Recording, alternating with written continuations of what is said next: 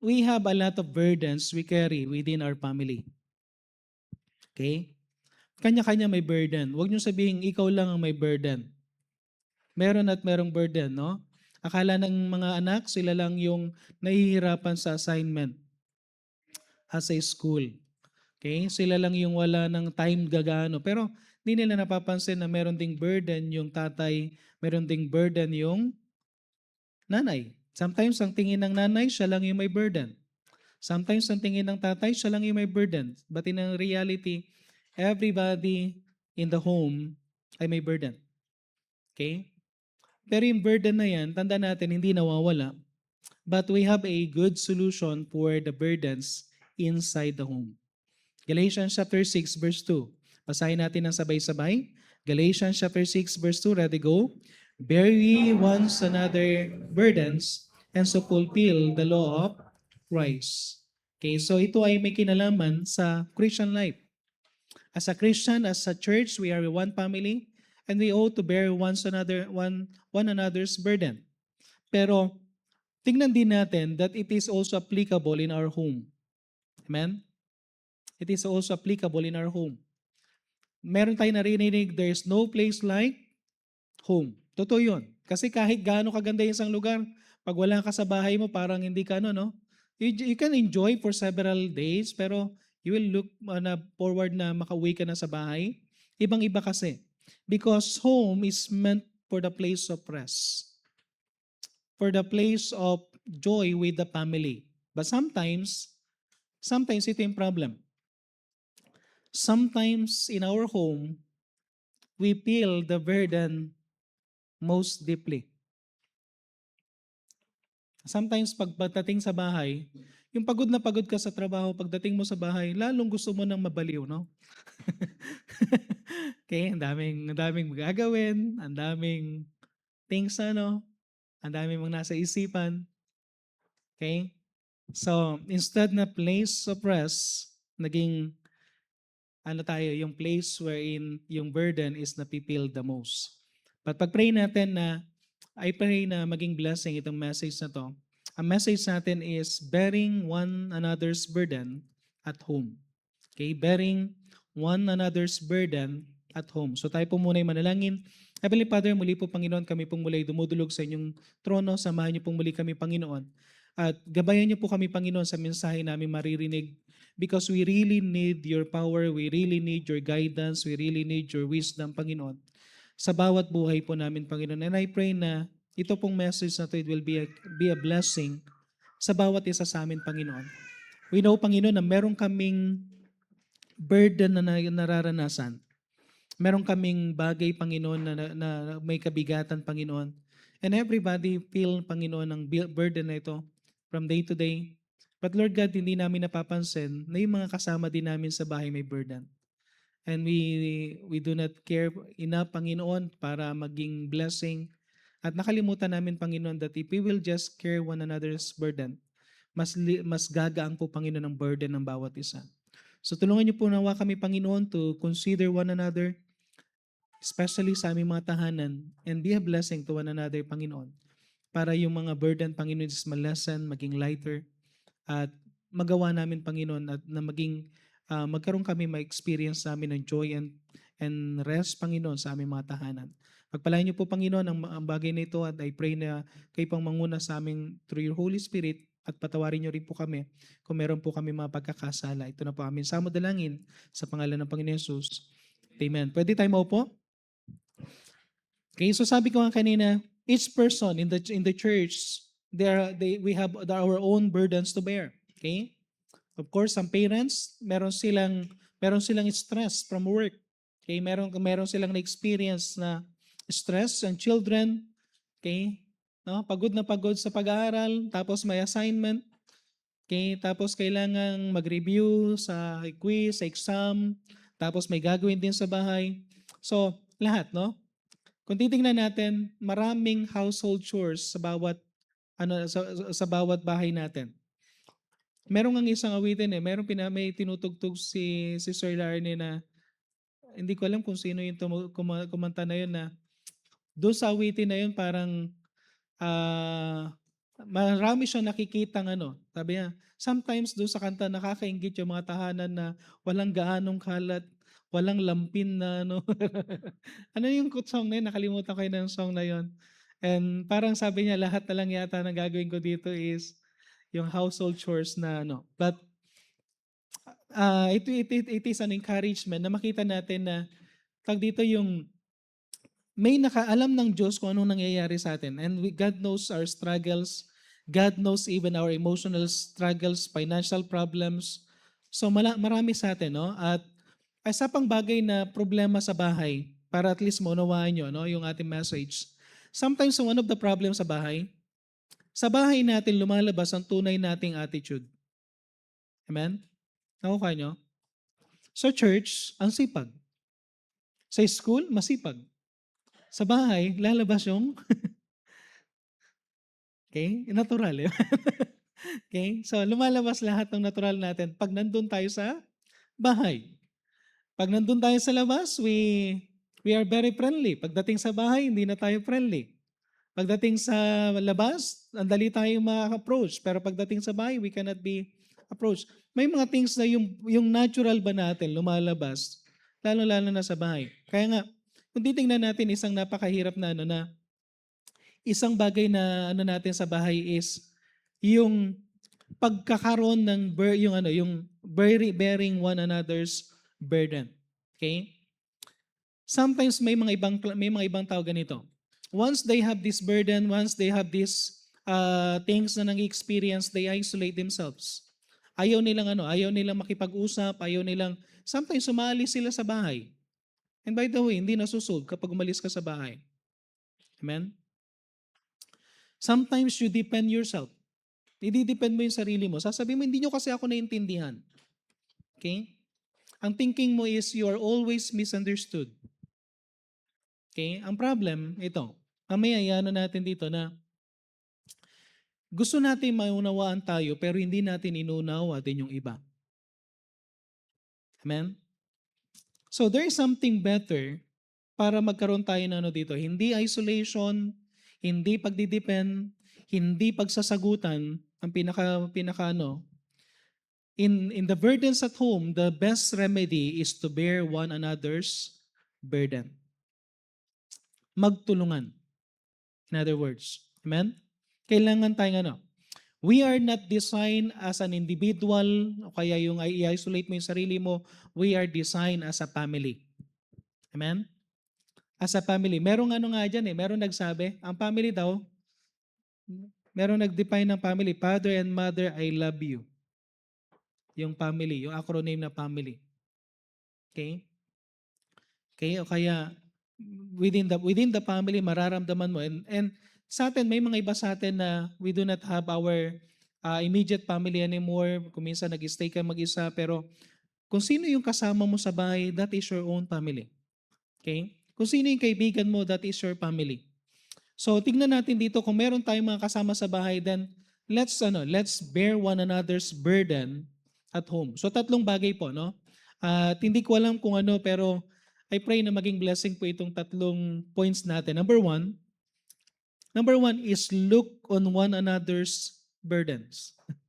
Bago tayo magtulungan, we need to look on one another's burden.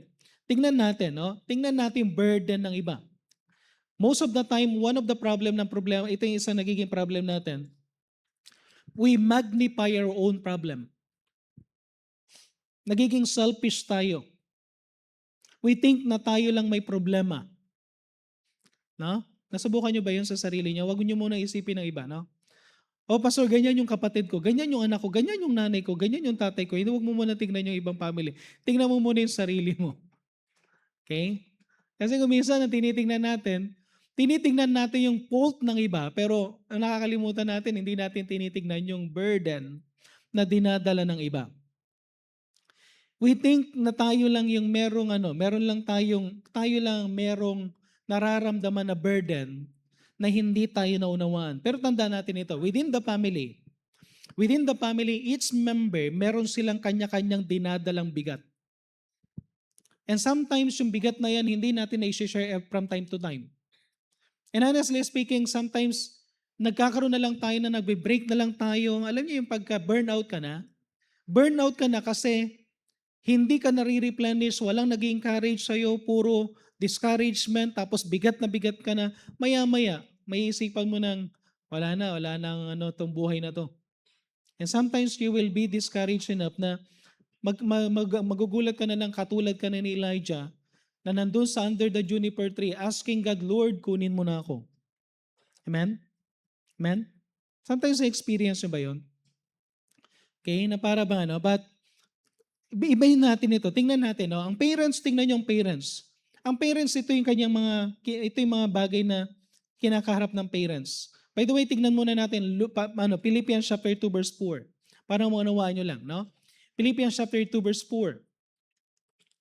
Philippians chapter 2 verse 4. Ang sabi ng Panginoon para hindi tayo, actually ito yung solusyon para matanggal yung problema mo, matanggal yung naawa ka sa sarili mo. Okay? And sometimes dahil awang-awa ka na sa sarili mo, nagkakaroon ka na ng self-pity. At ang sabi dito sa Philippians chapter 2 verse 4, look not every man on his own things, but every man also on the things of others. Ang sabi ng Panginoon, huwag mong tingnan yung sarili mo lang. Huwag mong tingnan yung mga bagay na nangyayari lang sa iyo o yung problema mo. Tingnan mo rin yung sa iba. Okay? Kasi kakatingin mo sa sarili mo, hindi mo alam may nabibigatan pa dahil sa iyo. Instead na maging blessing ka, nabibigatan pa dahil sa iyo. Learn to look on the things of others. Ang parents, meron siyang responsibility. Ito yung weight na dinadala ng parents.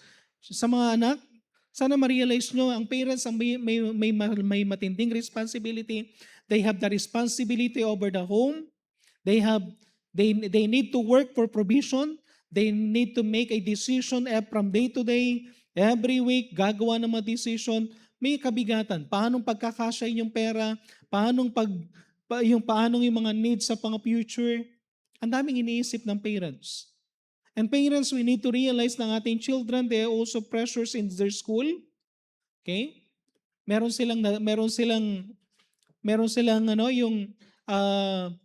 hindi natin alam yung struggles nila sa bawat subject, sa bawat teacher nila. Amen? Okay? Okay? So, lalo-lalo na yung mga favorite subject nila na, yung favorite subject ba? Yung palaging bukang bibig pero bagsak, no? Ibig sabihin palaging yung struggle. Meron silang problem in their own identity.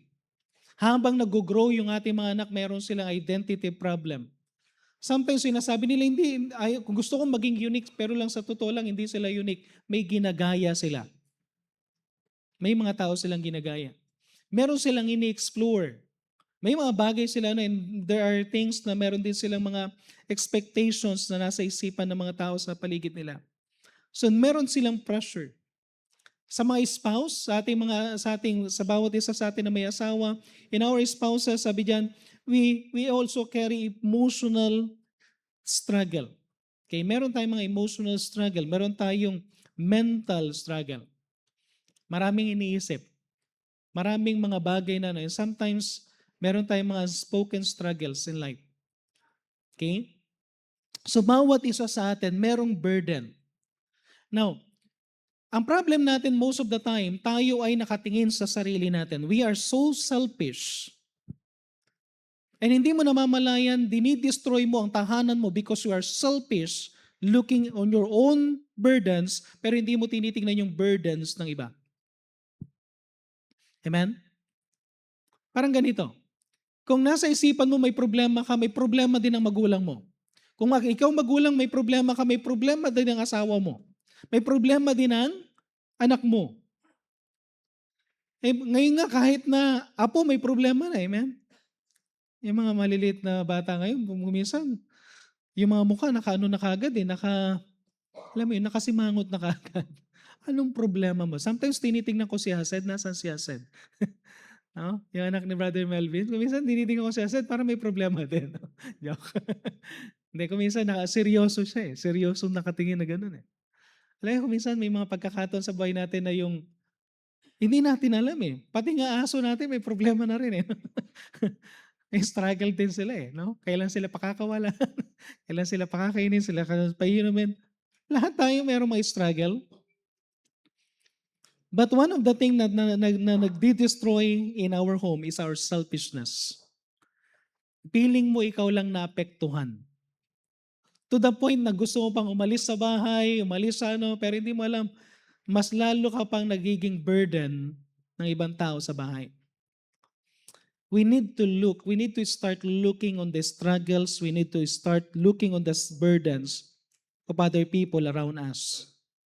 By simply looking on the burdens of other people, no?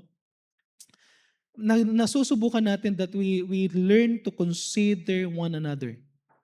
Alam mo yung bang nakikita mo, may mga bagay silang dinadaanan.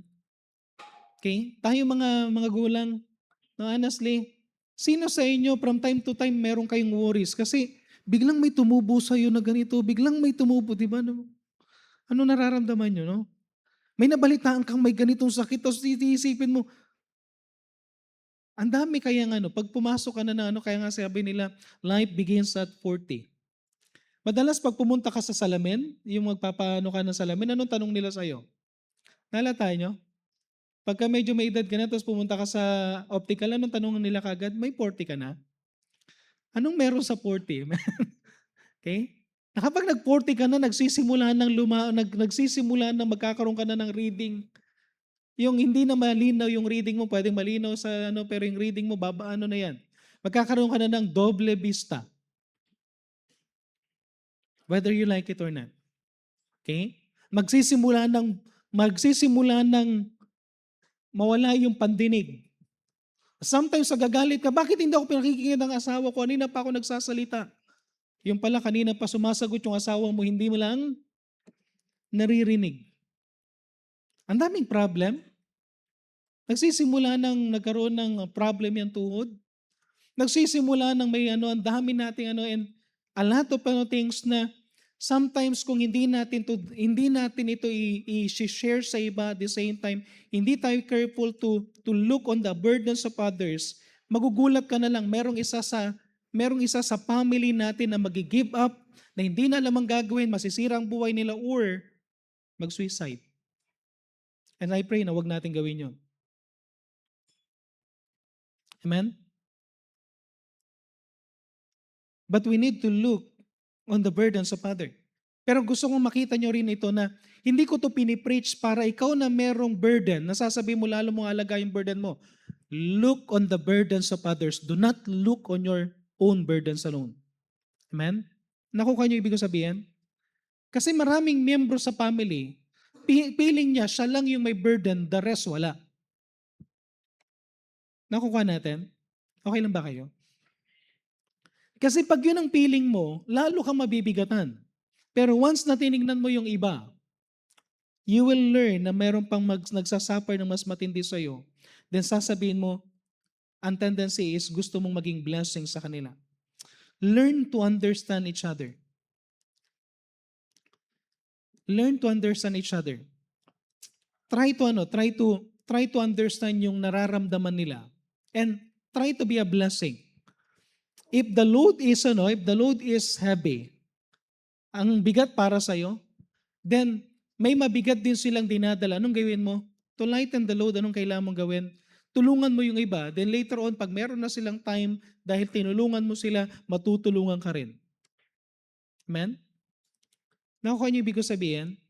Sometimes may hindi ka kayang gawin na kayang gawin ng magulang mo. May hindi kayang gawin ng magulang mo na kaya mong gawin. May hindi mo kayang gawin ng wife na kayang gawin ng husband, vice versa. At once na nagtulungan tayo, sisiw sa kanila yung burden mo, samantalang sa'yo, ang bigat-bigat sa kanila sisiw, tapos mayroon silang bagay na mabigat na sa'yo naman sisiw lang din. I mean, bawat isa sa atin, hindi mo alam kung mayroon tayong strength na kailangan ng bawat isa. Proverbs chapter 11 verse 25. Tignan niyo po yung sa Proverbs chapter 11 verse 25. One thing na kailangan natin gawin is why we need to understand each other. Kasi sabi dito, the liberal soul shall be made fat, and he that watereth shall be watered also himself. Kunin niyo yung principle na yan. Madalas kong binabanggit itong verse na to. Siya na nagdidilig ng iba, ay didiligan din ng iba. Naku, kaya ang ibig sabihin? For example, okay? Kayo magkakapatid, may mga strength kayo. no? Nagtutulungan, may strength. Kuminsan, tawag dito, naririnig ko yung mga anak ko na meron silang ano na tawag dito, kasunduan. Tulungan kita ha, tulungan mo rin ako. Alam niyo maganda yung gano'n na yung magtutulungan. Okay? Yung bang, sige, tulungan mo ako dito, samahan mo ako dito, tapos samahan din kita dyan. Yung bang meron tayong nagiging ano tayo na, once na meron tayong for example, halimbawa lang, no? Halimbawa, magkakapatid kami tatlo ni Aran sa ni Jigs. Kapatid, kuya namin si Jigs. Halimbawa, tatlo kami magkakapatid. Kung sa family namin, tapos meron kaming kanya-kanyang strength, magaling siya sa math, magaling siya sa English, magaling ako sa science. Tapos magtulungan kami sa subject na yon, magturuan kami. Anong tendency? Di ba may mga sisiw sa akin na kaya kong i-share sa kanila, ganon din sa kanila, then ganon din sa bahay. Okay? Ako maghuhugas, ako maglilinis, then kapag ginawa yung ng family ng ano, yung mga anak yon, ay grabe, no? Tuwang-tuwa yung nanay, amen? Ang linis ng bahay, tuwang-tuwa kagad yung nanay. Dahil tuwang-tuwa yung nanay, ang sarap ng pagkain, amen? Ang sarap ng luto. Hindi kayo naglinis, si nanay pa naglinis. O sige, bili na lang kayo sa kanto, amen? At dahil mahal, pag hati-hatihan natin kung ano yung meron. Pero ibang-iba kapag tinulungan nyo yung nanay. Amen? Ang point ko lang is sometimes, may mga things tayo na para bang kalang natin is hindi natin napapansin. Pero hindi natin napapansin, may mga iba sa atin talagang discouraged na. And by the way, karamihan ng sakit ngayon, hindi nyo napapansin, ang bilis ng sakit ngayon. Ang mother of all sickness is, ano? Stress. And the more may stress ang magulang ninyo, the more nabibilis ang buhay niyan. Amen? At ganun din kayo mga anak, kapag na-stress kayo, wala rin kayo nagagawa. Sa sobrang stress ninyo, hindi kayo nag-concentrate kayo sa assignment ninyo, hindi kayo tumulong, nakatulog kayo, wala rin kayo nagawa. Pero kung tumulong kayo, tapos at the same time, natulungan kayo ng magulang ninyo, kaya something na let's kumbaga, maghanapan tayo ng way para magtulungan tayo. We need to understand each other. Very simple itong na to. Paano mo matulungan ng isang tao? You need to understand each other. 1 Peter chapter 3 verse 7. Ginagamit ko lang yung mga verses na patungkol sa family. Hindi lang ito para sa husband and wife. Likewise, ye husband, dwell with them according to knowledge. Alam nyo ba na gusto nyo maging blessing sa family? Pag-aralan nyo bawat isa. Pag-aralan nyo bawat isa. Okay? Dapat kilala ng husband ang wife. Dapat ang wife kilala niya ang kanyang husband. Dapat ang anak kilala niya ang magulang kilala ang anak. Mahalaga na meron tayong walang sekretuhan. Maganda yung may knowledge tayo sa bawat isa. Alam nyo, kapag may knowledge kayo sa bawat isa, halimbawa discourage yung isa, yung husband discourage, tapos yung wife nakita niyang discourage yung husband, alam niya yung paboritong pagkain ng kanyang husband, anong gagawin? Luto ka lang ng paboritong Simple lang yun, pero hindi mo alam, ang laki ng burden lifter na biglang sumigla yung asawa mo dahil naamoy niya yung paborito niyang pagkain. Discouraged na nga, ang niluto mo pa yung ayaw na ayaw niya. Amen? No? Alam yung something na pwedeng pwedeng hindi makatulong yan, kundi something na pwedeng makadiscourage lalo. Isang bagay na kailangan natin gawin is pag-aralan nyo. Ano yung nakaka-encourage sa asawa ko? Ano yung nakaka-encourage sa anak ko? Kayong mga anak, ano yung nakaka-encourage sa magulang ko? Ano yung mga bagay na dinadaanan nila? Sometimes we really need to share. Kwentuhan naman, no? Sino sa inyo may kwentuhan pa? Okay? Ito yung nawawala na sa atin dahil sa cellphone.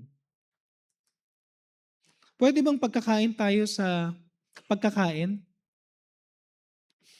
Gusto mong bumili ng ng malaking lamesa, nakakain uli kami sa lamesa. Kasi doon sa bahay, ang pinakalamesa namin yung lamesa sa sala. Pero once na kumain, maganda, pag kumakain, walang cellphone. Parang dito sa church, pag nasa church, walang cellphone. Amen? Okay? Alam mo yung ano, yung someday sisirain ito yung isang problema, ito yung ano, isang sumisira sa atin. Dati noon, dati na nga noon pa, no? Marami ano, mas ano yung family. Why? Kasi tingnan niyo to nakakita kayo na ano, gusto ko magkaroon ng yung ano yung maganda sa family yung magkaroon kayo ng malaking table. Naalala niyo dati may mga malalaking table, okay? Na mas malaki yung family, mas malaki yung table. Sa bahay ng lolo ko dati, ang kainan namin wala sa loob ng bahay, nasa labas. Meron siyang pinatayo doon na parang kubo doon na open area. Tapos may malaking table na ipil, sobrang luwag nun, na ilang tao ang makakaupo. Tapos kapag kakain na, hindi kakain hanggat hindi tatawagin lahat. Okay? Tapos pag nakaupo na lahat doon, saka pa lang, may mga times magpipray, may mga times na ano, pero ang maganda doon is, bago kakain, titiyakin na lahat nandun na. Okay? At pagdating doon sa pagkainan, doon nangyayari ang usap-usapan. Doon nagkwekwentuhan, doon nag-aasaran, doon nag-ano, na something na nawala sa technology time natin ngayon. Na hindi na tayo gaanong nagbabanding. Kaya sometimes tayo mga parents learn to, yung sabi nga na, no, every time nakasama mong anak mo, makipagkwentuhan ka. Sometimes may mga corny, no? May mga corny na ginagawa pero sometimes asaran ng konti, may mga things ano. Pero alam nyo maganda yung may times na meron pa ring verbal communication to understand each other. Then later on, makikita mo yung burden na dinadala ng bawat isa. Makikita yung mga takot ng bawat isa. At thank God na yung, alam yung isang bagay na, no? Matuwa kayo kapag lahat ng problema ng anak ninyo sinasabi sa inyo. At lahat ng problema ng asawa ninyo kinikwento sa inyo. Ibig sabihin, nararanasan nila, alam nila na para bang free sila na sabihin yung problem. So kailangan natin kilalanin. Okay? And ito yung problem madalas, we want to be understood, but we fail to understand other people. Ang problem natin ganito sasabihin mo, unawain mo nyo naman ako. Sana maunawaan nyo ako, pero hindi mo naman sinasabing, gusto kong unawain ko kayo. Dapat parehas yan. You want to be understood and you want to understand others. Parehas tayo. Dapat tignan natin. Ang assignment natin is to really know each other. Lifetime. Sabihin ko sa inyo to, no? Hindi nyo pa talaga kilala ang asawa ninyo. May mga bagay na hindi nasasabi ng asawa natin na sometimes we really need to talk. Hindi nyo pa kilala ang anak ninyo. May mga bagay silang hindi sinasabi sa inyo. Sinasabi lang nila yung mga bagay na maggusto ninyong marinig pero hindi lahat alam natin. Ang Diyos lang talaga nakakalam lahat ng bagay na yan. But we lessen the things na hidden once na nagkaroon tayo ng we want to understand each other. Amen? Amen? Try to ask. Huwag yung ikaw lang yung salita ng salita.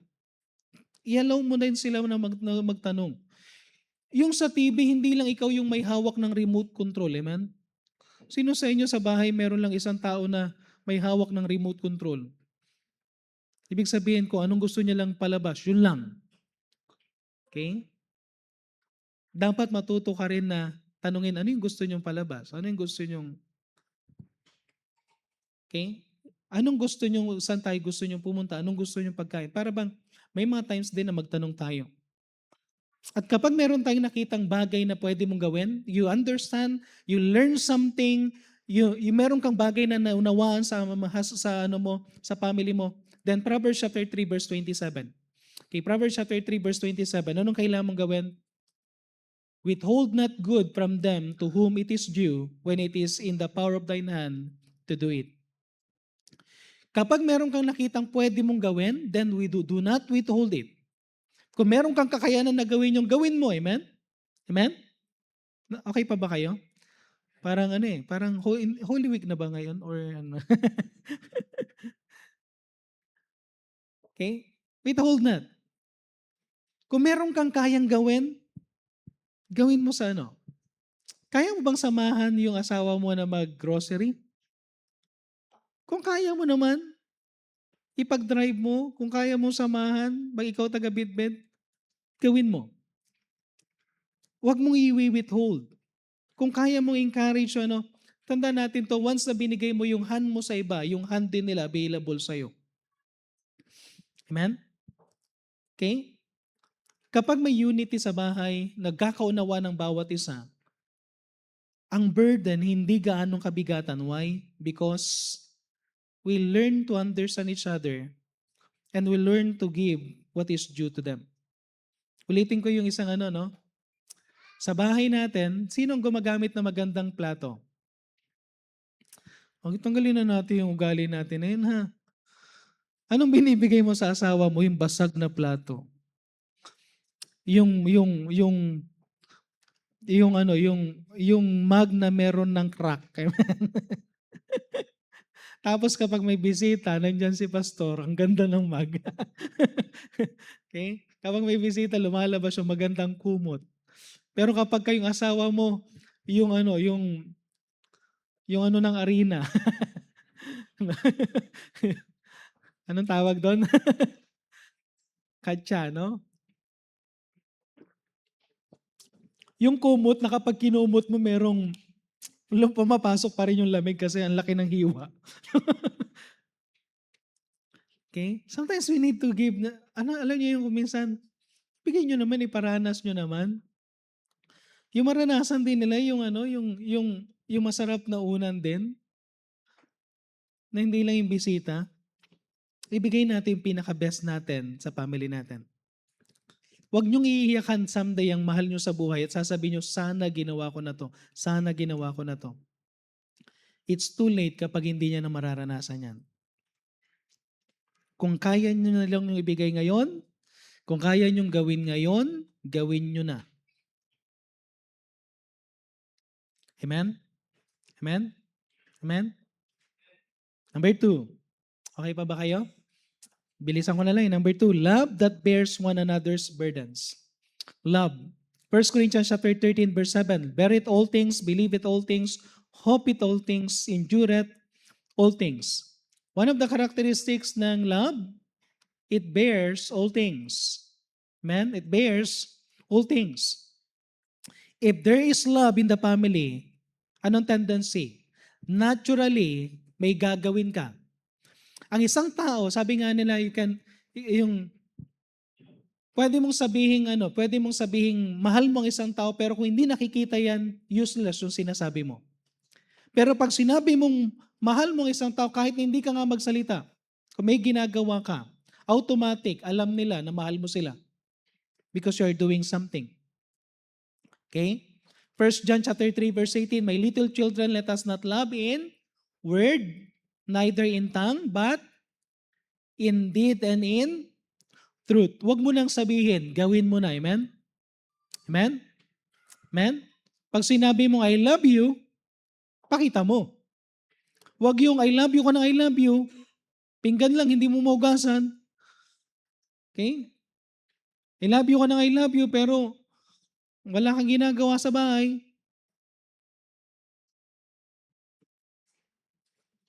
Ilagay natin yung love natin sa tamang perspective. Kasi when your heart is there, anong tendency? Your hands is also there. Kung puso mo is binigay mo talagang mahal mong isang tao, then you will do a lot of things frame. Kung love when love is observed, nilagay ko lang ito para for the sake ng time, you will help without asking, without being asked. You will speak gently instead of harshly. Okay? Kapag pag na-obserbahan yung love, hindi mo na kailangan sabing, tulungan mo naman kami dito sa gawaing bahay, tumulong ka naman sa grocery, tumulong ka naman sa, halimbawa, ikaw may sweldo ka na, tumulong ka naman sa gastusin. Hindi na kailangan sabihin yun. If there is love, nandiyan kagad yung help kahit hindi ka nagano. Kapag merong love, yung ating sasalita, hindi iwasan natin yung makakasakit, kundi we will speak gently. If there is love, we will listen. Okay? If there is love, we will offer encouragement instead of criticism. Madalas, ito yung problem natin madalas. Nakikita natin madalas yung mali, pero hindi natin napupuri yung tama. Diba? Isang ano nga yung sa may counseling sa mag-asawa. Huwag mong huliin yung asawa mo sa lahat ng maling ginagawa niya lang. Try na hulihin mo ang asawa mo sa bagay na ginawa niyang tama. Paliwanag ko? Tingnan mo kanyo to ha. Halimbawa may pundidong ilaw. Tapos yung asawa mo, pinalitan niyo yung pundidong ilaw. Tapos, simple lang yun, pinalitan yung pundidong ilaw. Pero sabi mo doon sa asawa, ay grabe talaga yung asawa ko. Nakakatuwa naman yung asawa. Tapos sinalik-alikan mo, tapos nilambing-lambing mo. Alam niyo yung gagawin niya? Saan pa ba yung sirang ilaw dito?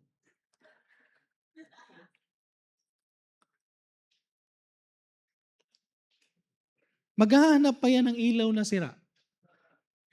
Lahat na lang ng sira, hanapin yan. Para maramdaman lang yung lambing mo na gano'n. Ganun lang palang gagawin ko. And honestly speaking, gusto mong maging then try to encourage na meron kayong, di ba nga, tingnan nyo to di ba ang aso yung aso paano nila tinuturuan umikot-ikot? Roll. Halimbawa, Brother Jack. Jump. Tapos, kung anong ginagawa nila? Anong ginagawa doon sa aso para maturuan? Palaging merong reward. Palaging merong something. Although hindi naman natin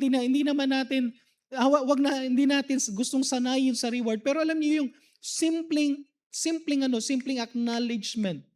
Simpleng acknowledgement what is being done kaysa yung ganitong nasa isipan natin,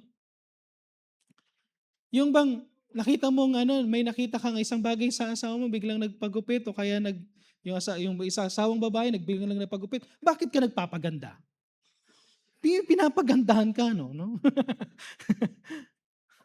Kung sabihin niya, yes, nagpapaganda ako at nagpapaganda ako para sa isang tao. At alam niyo kung sino yung tao na yun? Ikaw. may mga times ganito tayo. Sa kakanood natin ng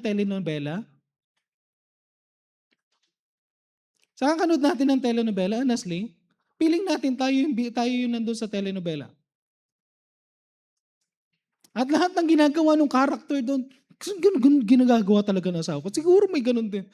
Alam nyo, ang tendency, if we just look on something na mga negatives and hindi natin makita yung positive, hindi natin sila ma-encourage to do what is right. So sana both side. Ganon din sa mga anak. Pag meron silang ginawang merong accomplishment, merong hindi na nangyari, pero may accomplishment din, bigyan natin sila ng i-acknowledge yung kanilang accomplishment. Acknowledge yung bagay na pinagpaguran nila. Hindi sila pare-parehas. May iba matalino sa area na to, may iba matalino sa area na ito, may iba magaling sa area na to, may ibang magaling sa na to, pero iba-iba yan. But yun lang meron kayong may bigay na encouragement. And sometimes ang ginagawa ko kapag pumupunta ako sa isang lugar, tapos may nakita lang ako na naghanap lang ako kahit na maliit na item, something na things na pwede ko lang madala na something na, yung bang masasabi ko lang na hindi kayo nakapunta dito pero merong, yung bang pagdarating kayo excited sila na meron silang not that big pero kahit na something lang na maliit na naalala mo sila. Yung thoughtfulness count. Pumunta ka sa Baguio, kumuha ka ng ulap. Mahirap yung ulap, hindi mo kayang gawin yan. Pero meron ka nakuhang isang bagay na something lang na, halimbawa lang, bumili ka lang ng kung ano yung kaya mo. Kung ano yung pwede mong may offer. Maraming burden ay ibang tao, but the most person na kailangan mong encourage is your own family members. Encourage your family. Galatians chapter 6 verse 2, verse 10. Galatians chapter 6 verse 10. As we have therefore opportunity, let us do good to all men, especially to them who are in the household of faith. Sa church yan may kinalaman yan sa church na para bang kung tumutulong tayo sa ibang tao, how much more sa ating kapwa mananampalataya? But how much more kung ginagawa mo yan sa tahanan ng Diyos, sa church, how much more sa iyong family? Pasensya na yung sa word na to, no? Di ba naalala niyo nung hindi pa tayo saved? May mga magulang tayo na pag nandyan na yung mga barkada nila sa inuman, di ba? Okay? Di ba ang sarap ng pulutan? Yung inalagaang pato silang kumain. Pero yung nag-alaga hindi nakatikim. Amen? Amen? Pag hihingi ng pambili ng soft drinks, walang pambili. Pero pambili ng tanduay, meron.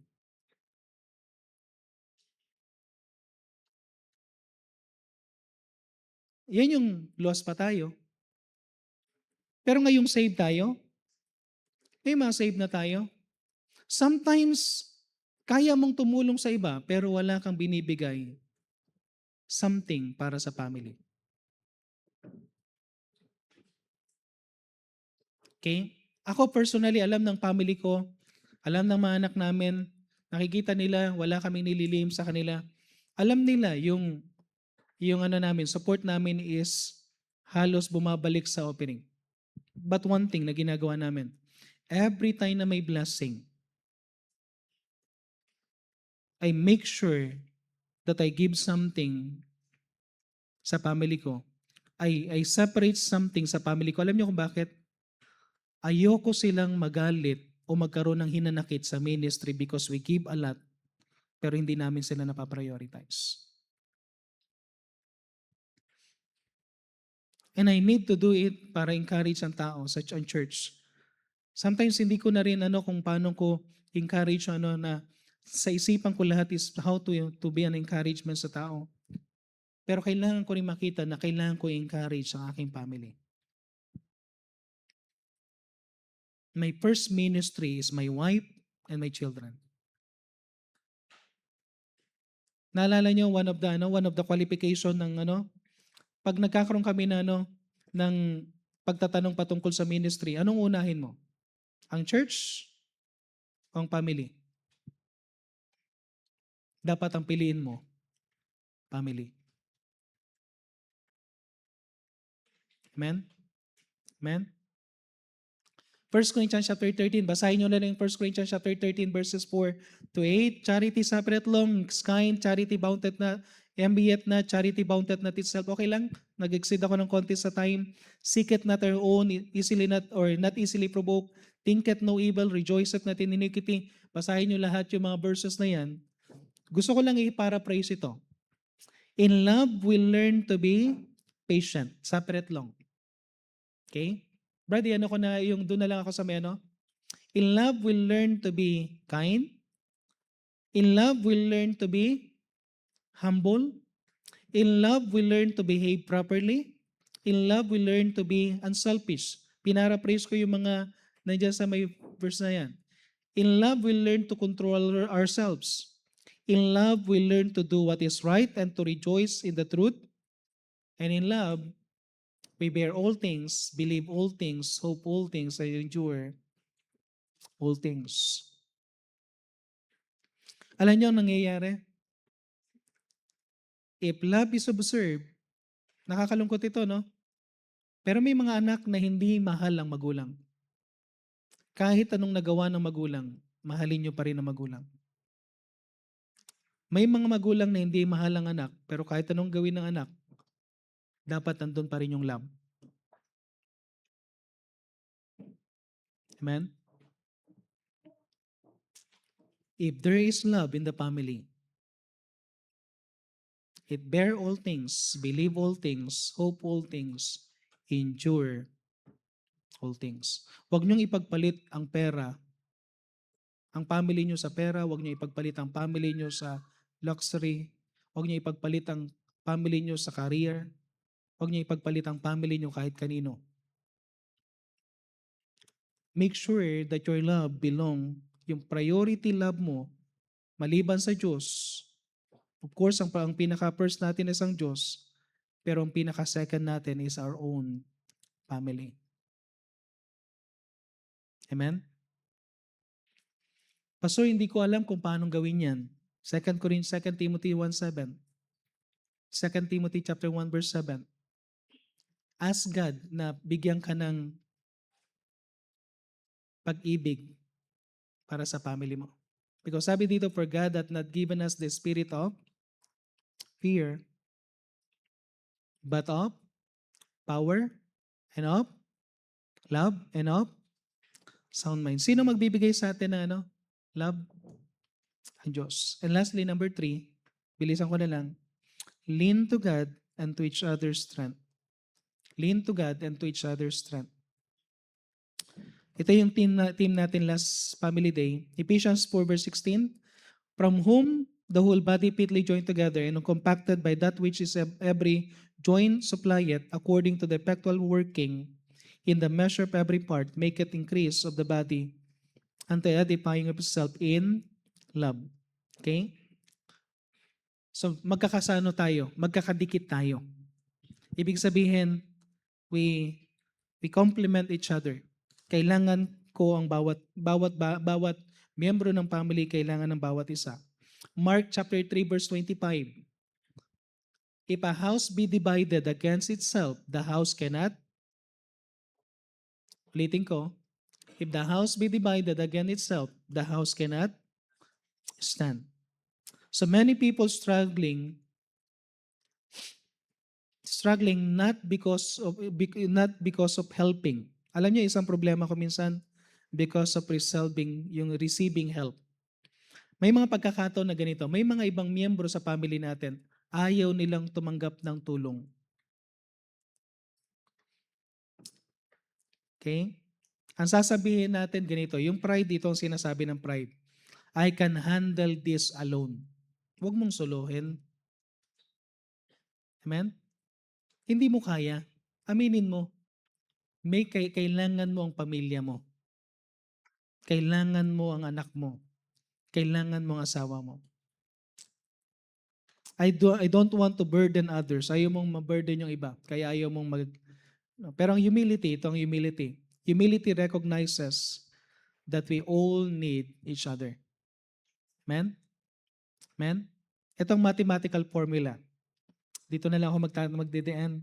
Hindi ko na lahat, but mathematical formula. Okay? Sa ating tahanan. As a husband, I need my wife and I need my children and they need me. Okay? If you're the husband, you need your wife, you need your children, and they need you. If you are the wife, I need my husband, I need my children, and they need me. At kung ikaw ay child, I need my father, I need my mother, and they need me.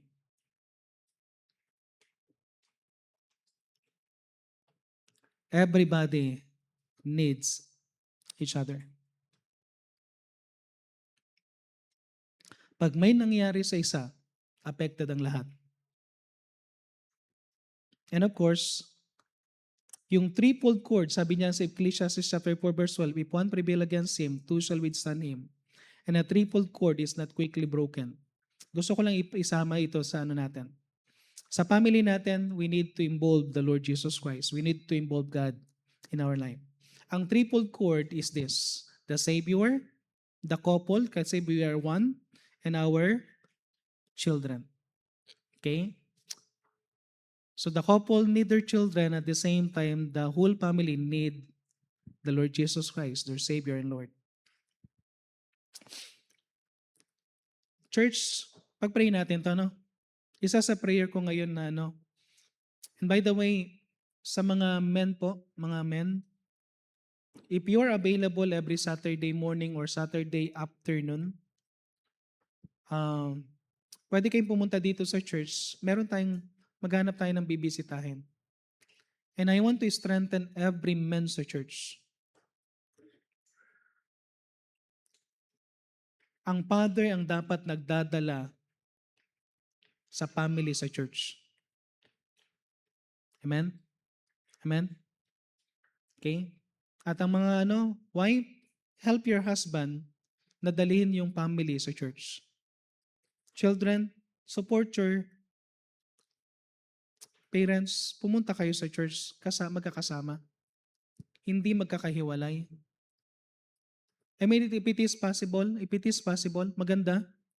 Pag nandito tayo sa church, magtabi ang pamilya. Ibang-iba pa rin yung magkakatabi ang family. Amen? Ibang-iba pa rin yung concern tayo sa family natin. Kasi hindi mo alam eh.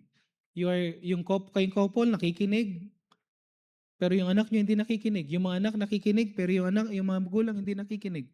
Yung asawa nakikinig, yung isa hindi nakikinig. So, alam niyo yan, sometimes, hindi natin napapansin, pero we need to really strengthen our relationship to the Savior. Kung ikaw ay bisita ngayon, ang kailangan mo para ma-strengthen ang family mo is the Savior. And that Savior is the Lord Jesus Christ. Kung gusto mong tanggapin si Jesus Christ bilang tagapagligtas, may mag-share sa'yo mamaya. Pero ang kailangan mong gawin is learn to accept na kailangan mo ng tagapagligtas at kailangan mo ang Panginoon sa inyong family. So pwede tayong tumayo lahat. So bearing one another's burden at home. Number 1 is look on one another's burden. Okay? Subukan nating tignan yung burden ng iba. Love that bear one another's burden and learn to lean to each other's strength at ganun din sa Diyos. Because we cannot do it alone. Amen? So, I know na wala imposible sa family natin. Wala imposible sa Diyos. Isa lang bagay na request ko sa inyo. Huwag niyong sukuang ipag-pray ang bawat family members ninyo. Amen? Amen? Pag-pray mo lang. Hanggat buhay yan, may pag-asa. Okay. Sama mo siya sa prayer palagi. And i-dream natin na pagpupunta tayo sa church, we are together in the church. Nagwo-worship, nagsuserve. Okay?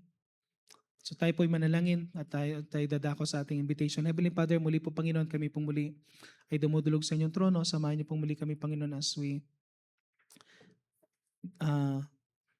meditate Panginoon sa message sa binigay niyo po sa amin. Hindi ko po alam kung saan pong area nangusap po ang bawat isa o nangusap po kayo sa bawat isa.